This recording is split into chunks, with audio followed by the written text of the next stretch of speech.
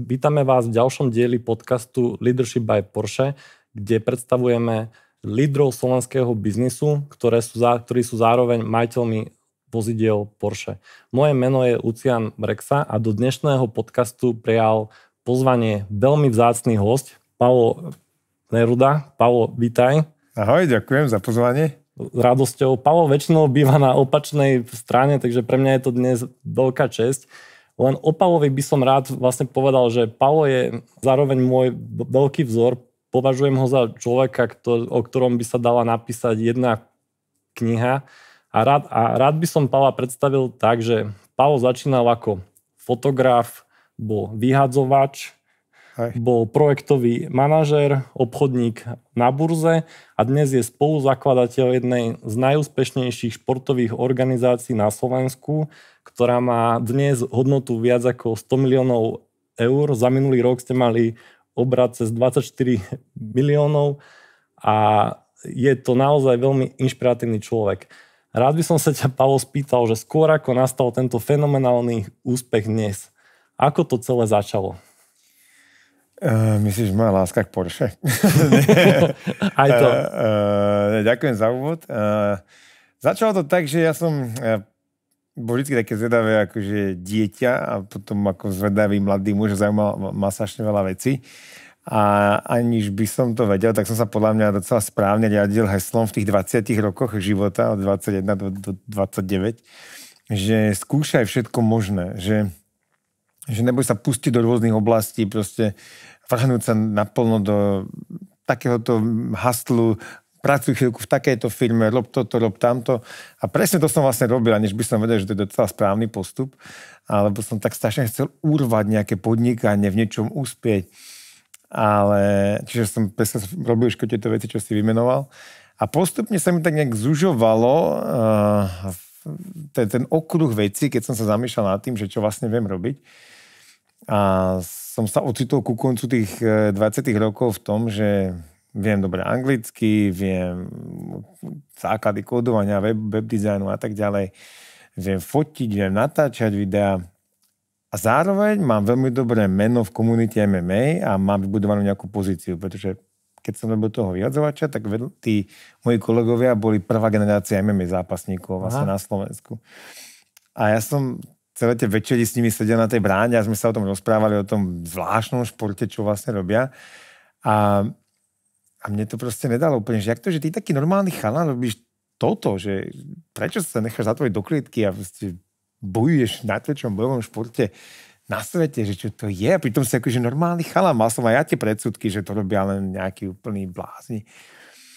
A čím viac som do toho ponáral, tak ma to viac fascinovalo, že to robia úplne normálni chalani, proste jak sme my alebo dievčatá. A prišlo mi to úplne úžasné, že sa niekto takto challengeuje, že je to, keď niekto jazdí extrémne jazdu na bajku, alebo na lyžiach, alebo skače z lietadla.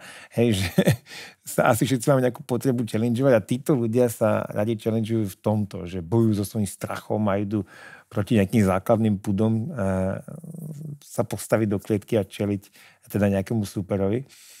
A táto fascinácia vlastne vedla k tomu, že som si povedal, že ich chcem vyťahnuť na svetlo sveta, že mi to príde tak super. A ja v to tak verím, že chcel som, aby aj ostatní ľudia vedeli to, čo vidím ja. A preto som sa rozhodol natáčať videá, propagovať ich viacej. Založil som prvý zväz MMA spolu s jedným parťákom. Začali sme organizovať amatérske súťaže a tak ďalej. A stále to bolo málo. A som si jedného dňa povedal, že na to, aby to bolo fakt veľké, tak jak si to ja predstavujem, tak to musí byť v televízii. A čo majú radi televízie? Televízie nemajú radi klasický šport a už vôbec nenásilie. Oni majú radi televízne show, zábavu, proste ľudské príbehy. A tak vznikla myšlienka vlastne na reality show Octagon Výzva, kedy sme zavreli 4 Čechov, 4 Slovákov do jedného baráku, kde spolu trénovali, zápasili a sa vyraďovali, až na konci vznikol akože jeden finálový súboj, ktorý sa odohral na Octagone 1. A vlastne takto išla tá moja cesta, kde som ešte po ceste natáčal nejaké dema, pripravoval som si to, chodil som po tých televíziách Oslovil som môjho parťáka dnešného Ondra Novotného, či by do toho išiel so mnou, ten, že áno, to bolo super, hneď nám to zaklaplo, Ondro dal do toho svoju energiu a kontakty v Čechách. Takže sme to postavili vlastne takto zo súterénu, by som povedal, v tom období, lebo naozaj ten šport vlastne na to ľudia pozerali hodne cez prsty, že to snad ani není šport a že čo to je. A my sme tým ľudským príbehom a tým, podľa mňa, takým family oriented, ako keby prístupom toho, ako ten produkt vyzerá televízne, alebo keď si tam, to vytiahli z toho súterénu. Dneska nám vlastne jednu možno z najväčších športových akože značiek v Československu a určite môžem povedať, že jednu z top 3 dneska už svetových organizácií, takže je to fakt ako cool. Obrovská sánka dolu, lebo jedna z vecí, ktoré na vás najviac obdivujem, že vy ste vytvorili takzvaný, tak nadnesené poviem, Disney Channel pre rodiny s deťmi, kde vidie, že na vašich zápasoch chodia normálne detko zoberie vnúčku. Čo je absolútne unikátne, že na bojový zápas príde celá rodina. Čo považujem asi za absolútny top z toho celého, že oslovuješ celú tú cieľovú skupinu a vlastne bojové športy si vlastne priniesol pre rodiny. A dnes vieme povedať, že vy ste stvorili svetový rekord návštevnosti jedného zápasu v Nemecku, fenomenálne úspechy. Mňa by skôr vlastne zaujímalo, že sleduje nás veľa mladých ľudí, ktorí nevedia, ako začať, čo majú robiť. Radi by boli úspešní, raz si kúpili Porsche. Vedel by si nám povedať, tak v tých tvojich začiatkoch, keď si začínal, možno si bol fotograf, biletár, ako si sa dostal k tomuto, že kde prišiel ten moment, ten zlomový bod, že si povedal, áno, MMA, toto je ono, idem do toho. Kedy bol ten zlomový bod? Ešte aj vtedy, keď som vyskúšal toľko vecí a to som ešte zabudol na ďalších 10 akože menších biznisov, ktoré som akože rozbehal, nadáciu som mal, skoro som založil ináč Volt Market, ako keby, že princíp, alebo jaký košík CZ, u nás to není moc rozbehnuté, ale ja som mal som strašne blízko úplne ako revolučnému nápadu, kedy som chcel na zastávky autobusov, tie najfrekventovanejšie, vylepiť ako keby vo veľkosti 2-3 billboardov, čo najviac na tej zastávke to ide. Fotorealistickú ako keby prezentáciu obchodu, čiže jablka, vajíčka, múka, všetko by tam bolo, pod každým QR kód. A ty prídeš, že ak čakáš na autobus, tak to vlastne naskenuješ telefónom. To bolo tak rok 2009. Alebo tak, a 10 možno. Naskenuješ telefónom, nakúpiš takto a kým prídeš domov, tak ti to už kuriér donesie domov.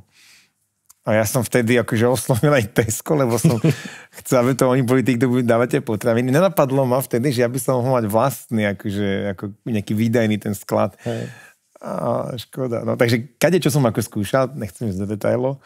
A tých strašne moc možností, ktoré akože, ja som bol taký, že čoho som sa chytil, to sa rozbehlo. Že to som ako premenil na úspech nejaký, ale ja som bol tak zvedavé dieťa, že po roku alebo 2 ma zase niečo iné chytilo, tak zase som išiel tam, hej, že ja som mal tento, sa normálne volá, že Shining Object Syndrome. To existuje akože názov tejto veci, čo mám ja, že ťa ľahko niečo akože, no, ako rozptýli tvoju pozornosť. Čiže ja som takto išiel z biznisu do biznisu a z hustlu do hustlu. A až som si v nejakom bode povedal, že tak počúvaj, čo robíš? Že vlastne čo sa chytíš, to funguje, to premeníš na nejaký úspech, ale potom skočíš na niečo iné, skôr by sa to mohlo naozaj rozvinúť v niečo veľké. A že tento som pochopil, že nejaký pattern, ktorý sa opakuje v mojom živote. A hovorím si tak dosť, už zase ma niečo, niekam to ťahalo do realit. A ja som si v tom bode, ktorý som popísal pred chvíľou, som si povedal, že už dosť, že v tom MMA máš fakt dobrú pozíciu, veríš tomu, vidíš v Amerike, ak to ide strašne dopredu, takže to mi dával takú nejakú nádej, že nie som úplne mimo biznise. Vydrž, že proste zostaň, nech ťa napadne čokoľvek, už to problém v tomto segmente, hej. A toto stopka, že neskočiť zase na ďalšiu vec, ale pokračovať v tom viac do hĺbky, to bol ten moment, keď som si povedal, OK. A tá kreatívna vlastne vec, ktorá na mňa prišla, bola práve tá reality show a to, že to rozviniem akože do takých veľkých rozmerov. Takže to bol ten moment, kedy som si povedal, že ktorý zmenil všetko. Ale že ak si povedal, že čo by som poradil nejakým mladým možno ľuďom, ktorí ako rozmýšľajú na tým, že by chceli podnikať, aby si mohli kúpiť Porsche, tak je to podľa mňa jednoznačne to, že ja fakt odporúčam v tých 20 rokoch akože sa neponáhľať a skúšať všetky možné oblasti, ako byť jak špongia, nasávať vedomosti v rôznych oblastiach, hej, že v marketingu, vo videu, do fabriky, čo niečo vyrába, tam pracovať, hej, robiť nejaké projekty, alebo do produkcie, whatever, že vlastne skúšate čokoľvek vás aktuálne bude baviť a tie skúsenosti by človek v tých 30 rokoch mal podľa mňa pretaviť do biznisu, vybrať si to, čo mu najviac sedí, to, čo mu najviac rozumie, čo je ten jeho níž. A vybrať si ten smer a tým ísť. Áno, a z toho vybudovať biznis, aby si potom v 40-ke alebo kľudne aj skôr mohol kúpiť krásne Porsche a potom už mohol viac menej si užívať plody svojej práce. To ma vždy zaujímalo, keď som sledoval tvoj príbeh. Vy si robil toľko biznisov a rozhodol si sa pre športovú organizáciu MMA, ktoré ste založili, ak som to správne pochopil, v takej starej sokolovni zašitej, kde určite si možno nevedel predstaviť, že jedného dňa to bude mať hodnotu 100 miliónov eur. Že keď si nabral všetky tie skúsenosti ako mladý človek, prešiel si s tými prúsermi. Ako si vedel, že toto je ten správny biznis, teraz som sa rozhodol, idem to budovať?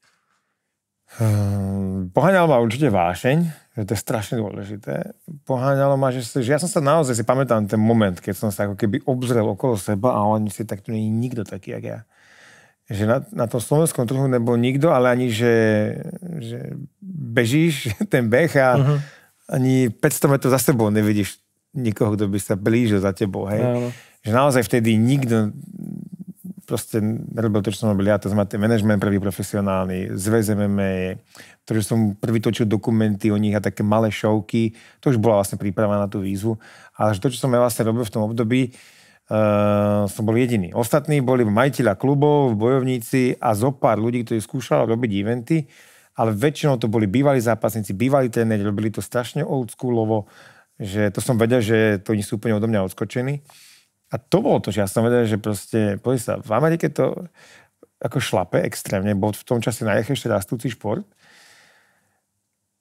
Tu mám perfektne postavenú pozíciu, poznám tých chálnov, všetko, že, a veril som si na to, že ja som kedy sa hával aj v divadle, mal som proste taký presah ako keby na tvorbu nejakého obsahu. Som si hovoril, že to je podľa mňa akože ono, že má to zmysel to risknúť, akože hodiť fakt všetky vajíčka do jedného košíka a proste ísť do toho. A aký bol ten proces, keď si to začal budovať, ste boli v tej starej sokolovni, bol tam Attila Vek, ste bol ktorý, ak som si to správne prečítal, o príbehu, o tebe si nosil veci v igelitke a ty si povedal, idem s chalanmi robiť dokumenty o nich a nájdem sponzorov, lebo vtedy naozaj touto cestou nešiel nikto. Ty si tomu veril, hej? A musel si prekonať niekoľko tých prúserov a fakt tých okamihov, že aký bol ten proces toho, že prišiel nejaký ten prvý veľký úspech, že ste v Nemecku vypredali štadión, robili ste svetový rekord. Lebo tou cestou, ktorou si kráčal ty, tak tou nešiel predtým nikto v Európe, hej? A ako si vedel, že to je správne, to nie je správne, toho promotéra oslovím, tomu zavolám. To nebolo istým spôsobom šťastie? Asi akože ani už nejaký kus šťastia tam musel byť, akože bez toho to nejde. Ale akože išli sme tomu šťastiu naproti. Áno. Rozhodne. A ten proces bol naozaj, asi hodne preskočil k tomu štadiónu futbalovému, že to by sme tu rozprávali dlho. Ale akože boli sme, ako na to začiatku to bolo najdôležitejšie, hej, že boli sme na to viac menej len dvaja, alebo maximálne traja v tých prvých fakt začiatkoch, ale dvaja, ja a Ondro. A museli sme naozaj že byť ako pedantní v tom, že ten rozpočet si urobiť dobre, hej, že všetko bolo vlastne na tebe, ďalšie si cez účtovníctvo ľudí, keď sme potom nabrali prvých sociálne siete, fotky, grafiky, fighter service, objednávanie hotelov, hál, svetla, že riadiť tú show, že všetko si robil ty, ja to vždy pripodobňujem tomu umelcovi na ulici, čo hrá na tú harmoniku, na gitare, kolenami hrá na tie činely a ešte lakťami na nejaké harmoniky. Že tak som si pripadal, akože, alebo ja, Ondro, že sme naozaj robili všetko. A človek sa postupne akože učí, jasne, že pridáva ľudí do týmu a posúva to dopredu, ale my sme to robili od začiatku nejak inak, že my sme využili skúsenosti, ktoré sme mali. Ja som predtým robil eventy, Ondro predtým robil ako eventy bojových športov. Mali sme skúsenosti s televíziami a natáčaním toho obsahu, takže toto sme mali zvládnuté. A z tej scény sme poznali všetkých, takže o tom, že dohodnúť ľudí, zápasníkov, nebol vlastne problém. Vedeli sme, jak taký event postaviť. Takže toto školo v pohode. Nám išlo to, že my sme to chceli od prvého dňa robiť inak. Že sme napríklad už prvý... Čo to znamená? No, že to vyzeralo úplne, prvý event vyzeral úplne inak, že ja sa, tým, že som bol fotograf a celá fotografia, alebo aj video, natáčanie videí, videoprodukcia je o svetle, že to proste, to rozhoduje, či produkt vyzerá dobre alebo zle. A tie všetky ostatné ako promotions, ktoré boli v Československu, vyzerali, že tu také 4 zduchnuté lampy proste svietili na ten ring, úplne si tam v tme nevidel ani tých zápasníkov. Vyzeralo to televízne, že úplne hrozne. Tak ja som bol na toto úplne ako, že chorý, že to musí vyzerať úplne super. Čiže my sme, kým ostatní dávali poviem tak 1,000 eur do svetia, my sme na prvom turnaji dali na 16 000, to bola naša najväčšia položka, do svetia, že zavesiť hore žiadne nohy, to není pekné, musí to visieť, takže to zase drahšie, keď to ťaháš hore. Aha. Že tu musí byť homogénne, úplne mäkké svetielko, efekty, že to musí vyzerať jak tip-top, keď to zapnem kamery a ide živý prenos, tak musia si ľudia v telke povedať, že sa pozerám na proste NFL, preháňam, ale že je to drahé. Že to je ako krásne. Tak, ani nie, že drahé, ale že to vyzerá super. To bol veľký rozdiel. Predtým sa robili tie stoly okolo ringu alebo klietky, že taký východoeurópsky zvyk to bol, že stoly, catering a teraz tam tí ľudia jedli klobásy a ten zápasník tam podával akože špičkový ako atletický výkon a to bolo tak nevhodné podľa mňa, hej, čiže my sme toto hneď zrušili, dali sme na pekné divadelné sedenie, dali sme dress code, hej, že aby tam prišli ľudia pekne oblečení. Si pamätám, že Ondrova žena bola bývalá česká miss a ona nám vymyslela, že dajte tam, že smart chic. A my úplne, že smart chic, že ani sme nevedeli, čo to je s Ondrom a sme si museli na internete pozerať, že jak sa máme obliecť. Ale sme chceli píšli ľudia proste pekne oblečení, hej, pozvali sme tam proste celebrity. Leoš Mareš bol na prvom turnaji napríklad. A naša najväčšia celebrita vtedy tam, a povedzme z toho nadšení. A čiže toto bolo akože kopec veci inak. Taká odbočka k tomu Marešovi som sa na tom zasekol, lebo u nás je strašne fajn na evente. Chodia tam akože celé rodiny, jak si povedal, chalani zoberú svoje priateľky a tak ďalej, že cítiš sa hrozne fajn a bezpečne, že tam sa naozaj akože... Je to také rodinné, príjemné prostredie. U nás sa akože není ani trochu nejaké násilie alebo vôbec. To fakt príjemní ľudia. A na prvom turnaji sa nám stal jeden incident, kedy sedel Leoš Mareš v prvej rade a bol taký krásny zápas, kedy Fero Fodor Slovák mal zápas s Čechom, myslím, že to bol Kubo Bahník, prehrával, ale Fero Fodor bol hviezda tej show, tak celá hala mu strašne fandila a vlastne no doslova tento fandenie tej haly ho postavilo zo zeme a on otočil ten zápas a vyhral a bol to naozaj úžasný ako športový moment. A Leoš Mareš tomu tlieskal a taký bývalý český boxer, profesionálny, taký 120 kg sedel za ním, sa postavil a dal mu dielo, že ty čo tlieskaš Slovákom? Takže to sme mali proste hneď, možno jeden jediný incident sa nám stal možno za prvých 15 turnajov, alebo aj snad 20 a to bolo hneď na prvom turnaji a hneď Leoš Mareš dostal. A z tomu Leoš vrátil naspäť? Ne, tak bol samozrejme z toho, ako sa necítil dobre, no tak. Viem si predstaviť. Takže z toho, čo ty hovoríš, mi vyplýva, že ty si tým pádom, že si skúšal všetko, ako si hovoril, že ako sa mladý človek môže napodobniť možno jedného dňa ten tvoj úspech, tak vlastne v tvojom biznise si využil aj z fotografie, aj z divadla, aj z toho projektového manažmentu, no čo si robil a jedného dňa to proste zapadlo. Presne. Tak, hej. A ja som od teba čítal jeden veľmi ako dobrý citát, ktorý rád používam aj v práci, že človek zarába toľko, na koľko si mentálne myslí, že sa oceňuje. Hej?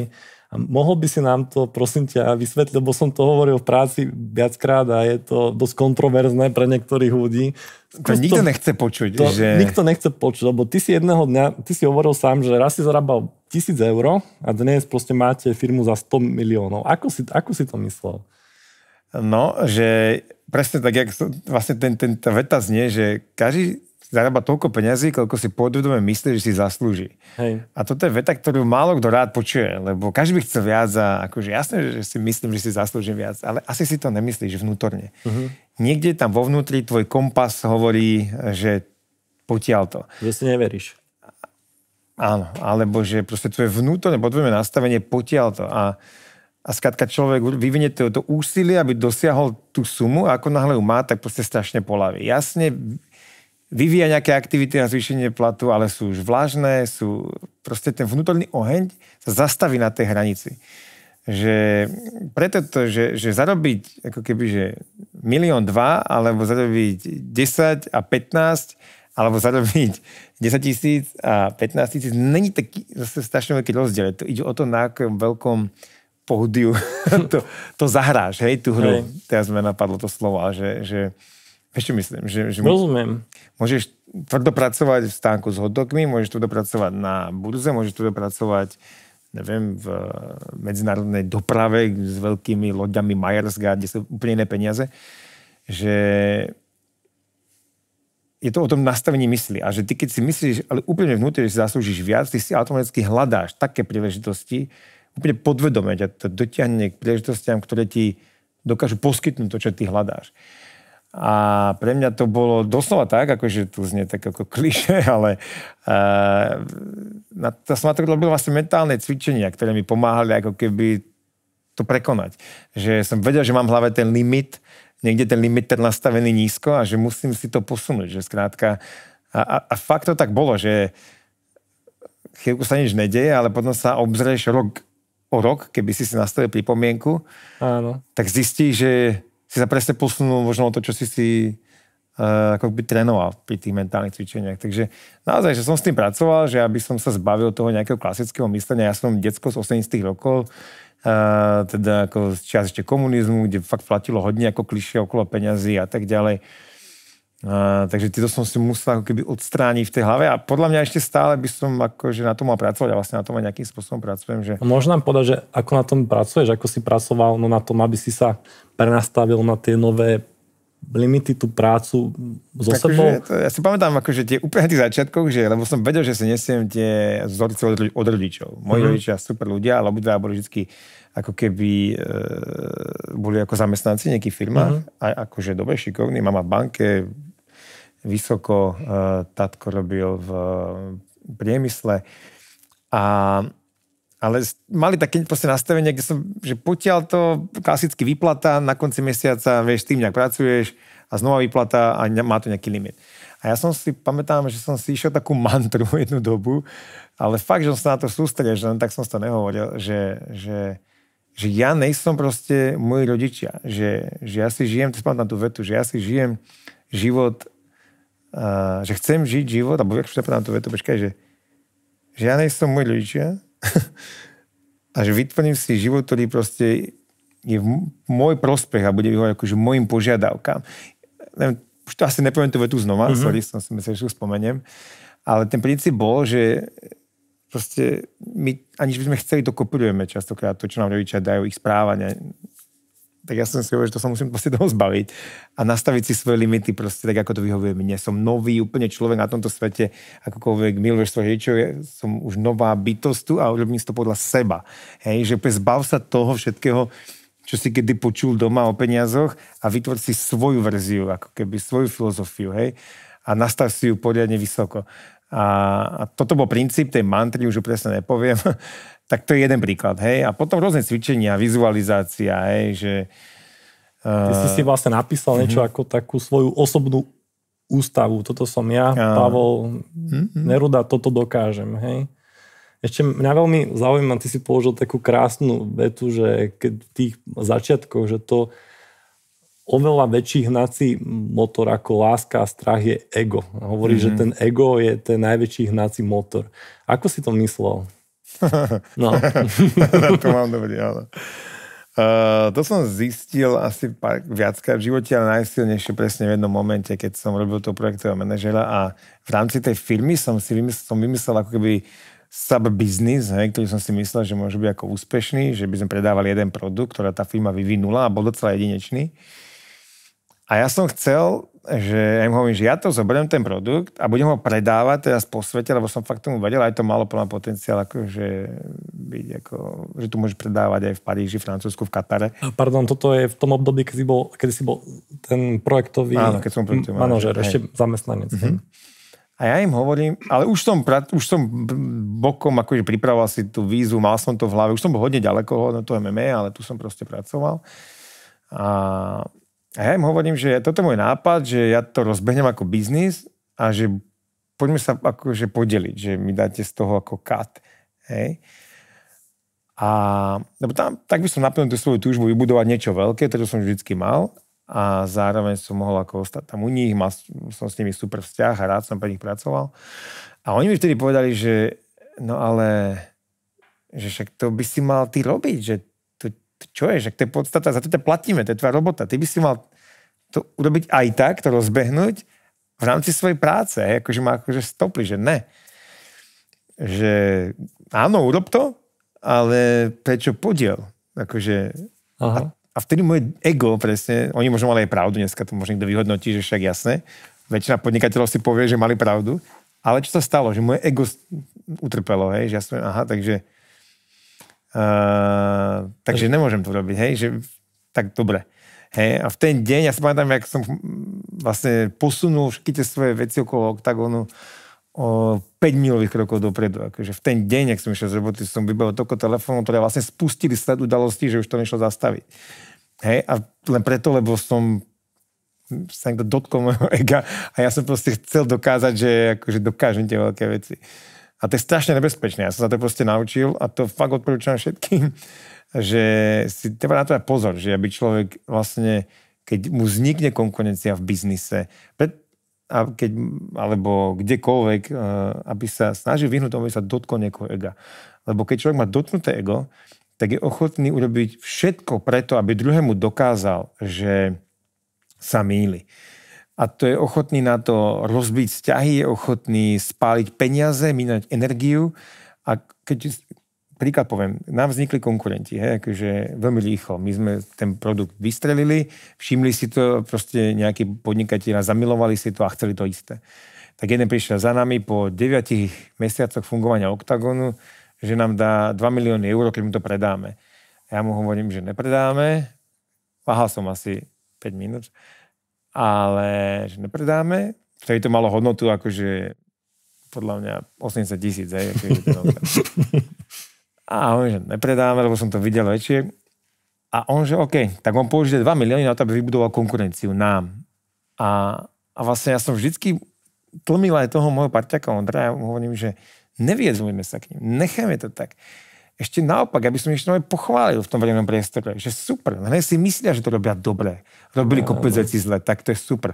Aspoň pekne, nech zaspia, nech pokračujú v tom, čo robia. Lebo keď ich začneme provokovať, keď začneme sa dotýkať ega tej druhej strany, tak oni začnú šlapať proti nám, hej, a budú do toho páliť energie ďaleko viac, jak by originálne spálili, hej, že a mám to ešte jeden príklad, ktorý sa mi stal v živote, pretože to je moja lekcia osobná, že som začal cvičiť, ako chodiť do fitka, ne? Bol som taký tintitko a chodil som cvičiť. A stretol som na zastávke môjho kamoša, o deň starší odo mňa, o deň mladší odo mňa. Sedím na zastávke a on zrazu úplne nabitý. A ja hovorím, že wow, že Paolo, že ty fakt si akože začal cvičiť, že si dobrý, že klobúk dole.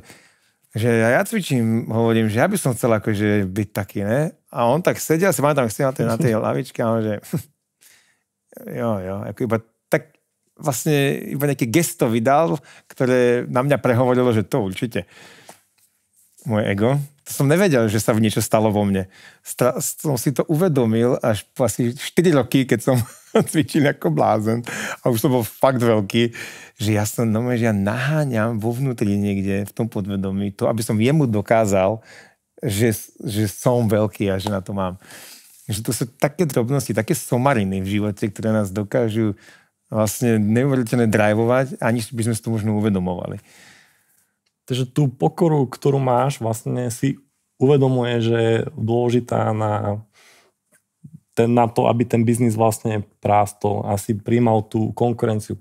Ja ti na to poviem niečo, áno, že presne, že lebo veľa ľudí, to je ľahké sa do toho ega dostať, ale ja hovorím, že hraj smart proste, buď chytrý, hej, že uspí toho druhého, presne, to není, že niekto by to vyhodnotil, že to je slabosť. Ale ja to vnímam, že to je chytré, že ja som chytrý, ja si dávam pozor, ja sa pripravím na ňo.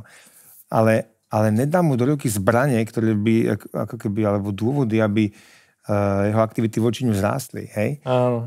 Ja som pripravený, ale ja ho na schvál uspím. Nech si myslí, že je dobrý, hej? Že hraj smart proste. A to je podľa mňa dôležité, že fakt nedáva do toho ego, lebo vtedy už aj ty sám chybí. Keď hovoríš o tej konkurencii, ty si hovoril, že ako ste založili Octagon, Sokolovny, ste pomaly rástli. U vás je slovo pomaly by sa asi nemalo používať, takže ste rástli a vám vystavala tá konkurencia. Ty si potom častokrát spomínal takú vetu, že vždy, keď nastal nejaký problém a prišla nejaká konkurencia, tak ste sa snažili vyrásť nad ten problém, prekonať to. Ako si to myslel?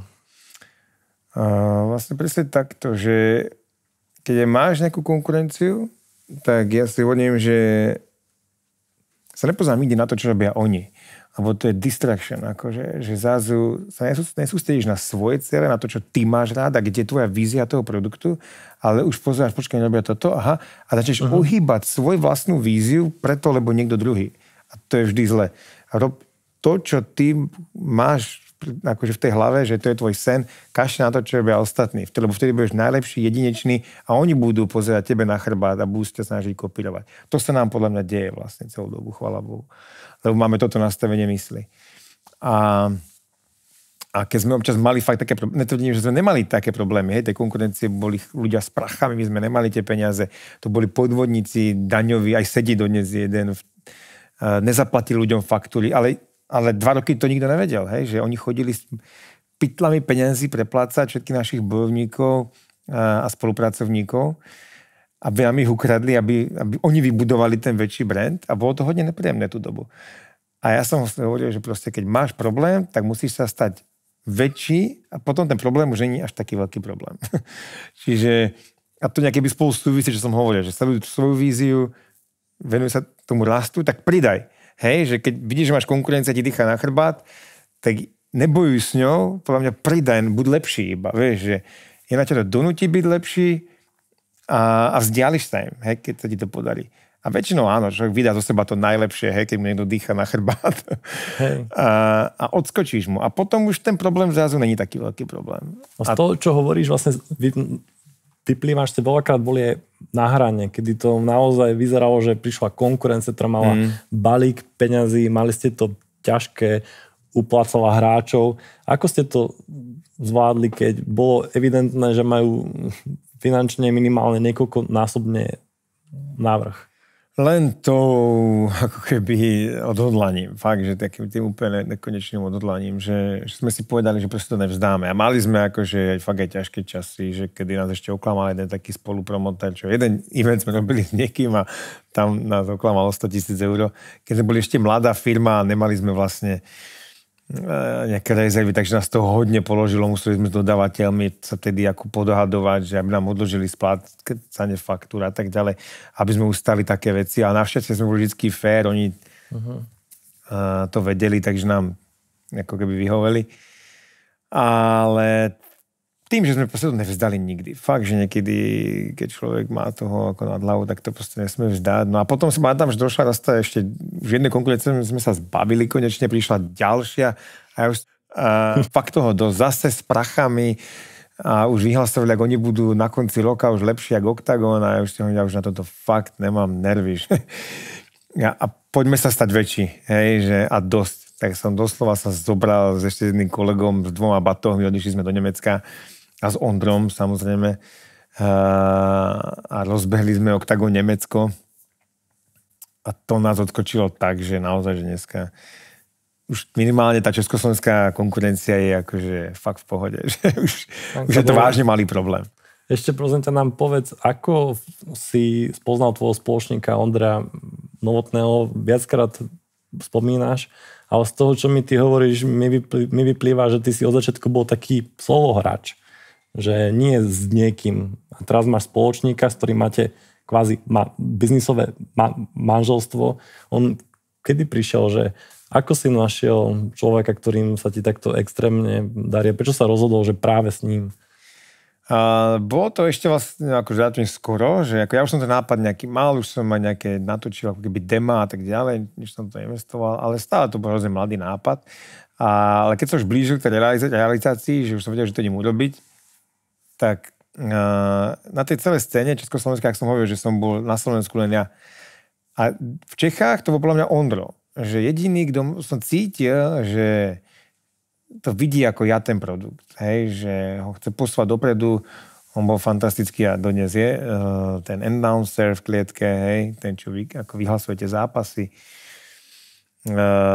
Organizoval predtým nejaké turnaje, čo som ja ani nevedel v tom čase, ale jak to on propagoval, točil nejaké videá tiež, tak som cítil, že ako on je taká moja spriaznená duša v Čechách. A československé produkty majú zmysel, československá superstar, československý talent, tak prečo by Octagon výzva nemohlo byť československé. Takže som ho nakontaktoval cez Miralaža, hokejistu slovenského, lebo som vedel, že sa poznajú. A sme sa stretli, ja som mu odprezentoval svoj nápad, on že OK. On hneď, že jasné, že poďme do toho. My sa potom ešte párkrát stretli a dohodli sme si podmienky, že teda ideme do toho na poli.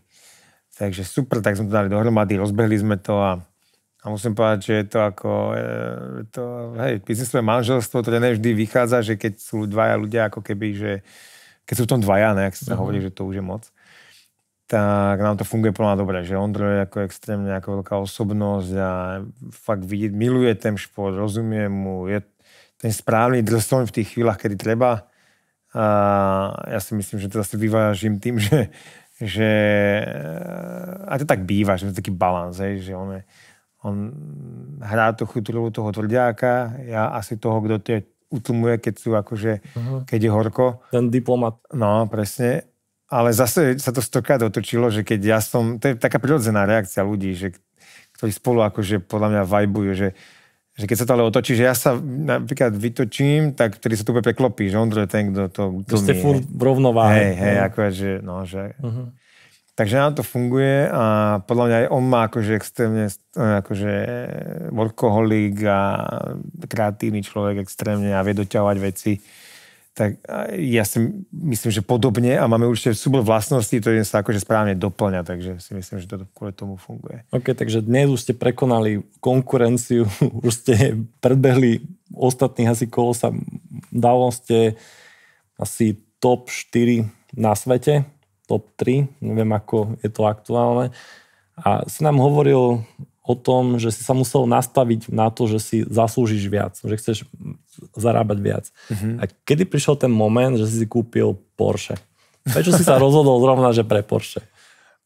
Ja som akože, ale už akože dávnejšie, ja som akože lípal nejak do veteránov, nejaké veterány som vlastnil, nejaké ešte vlastním, lebo mne sa strašne páči proste na tých veteránoch, že to je kus takej poctivé ako roboty. Je to ako hodinky švajčiarske, že tu sa pozeráš na ako perfect piece of machinery, neviem, jak to povedať po slovensky správne.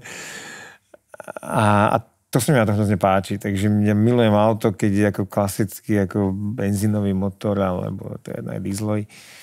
Takže mal som takýto vzťah k autám vždy, ale musím povedať, že a mám rád krásne veci ako design, hej. Ale dlho ma Porsche úplne míňalo, musím povedať, že ako nejak som na to nenarazil niekde. Nebol ten správny čas. Tak. Až som raz hovoril jednému kolegovi, máme šéf Nemecka, vlastne Octagon Nemecko, tak a ja mu hovorím, že takýto ako veterán by som si chcel kúpiť a tak ďalej a on mi hovorí, že hej, že ja neviem, že ja teba by som videl proste na Porsche, že 964. A ja, že hej, 964, aj som nevedel, čo to je, hej, že to je aké Porsche. No 911 proste. A začal mi to ukazovať a začal mi o tom rozprávať a začal mi hovoriť, že v čom je to Porsche iné, hej, a že je to unikátne a že prečo majú motor vzadu a prečo je kľúčik do zapalovania sa dáva ľavou rukou a proste všetky tie výnimočné veci, ktoré vlastne Porsche má. A úplne mi to predal proste, takže ja som bol, že wow, že takto akože, jo, tu ma vidíš na Porsche, to znie zaujímavo. A sa dobre počúva. Tak, a začal som sa o to zaujímať a potom som presne, že s jedným kamarátom, on má 964, tiež takú striebornú a on, že pôjdeme sa previesť. A teraz sa do toho sadol a išli sme sa previesť. A ten bol úplne, že ako mi o tom ten nemecký kolega hovoril, to bol presne ten pocit, že ten motor vzadu, ten úplne iný pocit z toho, jak to auto reaguje, jak sedí na tej ceste.